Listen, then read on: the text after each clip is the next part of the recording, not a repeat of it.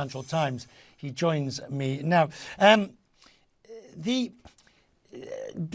idea, I'm coming back to this idea that what people wanted to see besides the money paid, because the money being paid, Fox can afford it, and it can afford it with spare change in its pocket.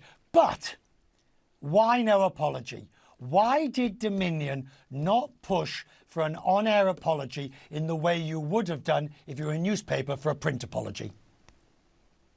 Yes, Richard. Well, it's a good question, and a question a lot of people have been asking. You referred there to the phone hacking scandal, and those of us who were covering that at the time will remember Rupert Murdoch saying that it was the most humbling day of his life. And so that came with a very public apology, so to speak, and conspicuously this settlement is void of any such apology. But I think the thing that is important to remember here is this is a case that was brought by a commercial entity. It may have been about the First Amendment, about free speech in America, about the 2020 election and whether or not it was stolen, but it was still brought by a private equity backed company that no doubt suffered quite a lot of abuse on social media, etc., and its staff were reportedly threatened in the wake of the claims that were made about their devices. Right. But they were still in search of a payout, and a payout which they got, and they are not particularly there to stand in for American democratic institutions in demanding an apology. Okay, so now we have all these other claims, particularly the Smartmatic, I can't say that name of that company. Smartmatic. Smartmatic, thank you. It's not well, you've got their claim. Now, is this likely to be Dominion Redux?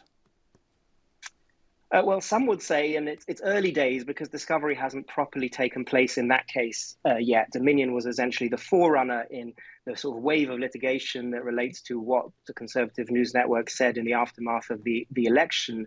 But some say that case, which is seeking a $2.7 billion damages award, is actually stronger than the Dominion case. And the reason for that is because Smartmatic played a very small role in the US elections. So there was even less credibility, they would claim, to any of the allegations they had something to do with rigging the election for Joe Biden. Okay. So put all this together. I can't think of any other media organization that has had to pay so much money in damages on scandals in the way that, and I'm using it in a very broad umbrella, those titles and organs concerned with the business of Rupert Murdoch. I mean, am I missing something here?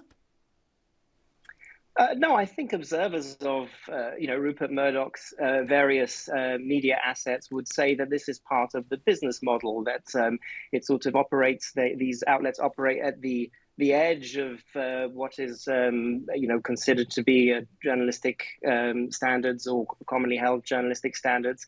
And then they pay out when that line is crossed and the business carries on going and the viewers remain.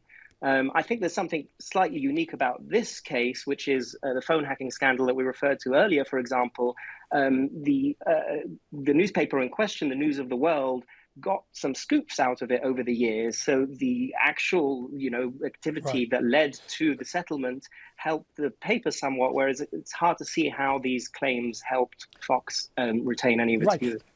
But what I find interesting is some statistics I don't have to hand from where, but suggesting that actually Fox News's viewership has not dramatically or indeed much suffered as a result, that it is by and large held up. Now, if that is right, and bearing in mind the lead that Fox has in the viewership and in the marketplace, one assumes the profits keep rolling in. Yes, indeed. I mean, one of the reasons why the viewership might not have suffered because of this is that the statistics show that people who watch Fox News almost exclusively watch Fox News or conservative media outlets, which haven't covered much of this litigation over the last few months for perhaps obvious reasons. Right. But yes, I mean, no one can really point to the fact that Fox has lost anything other than almost $800 million over this. Joe, before I let you go, I just wanted to get your view.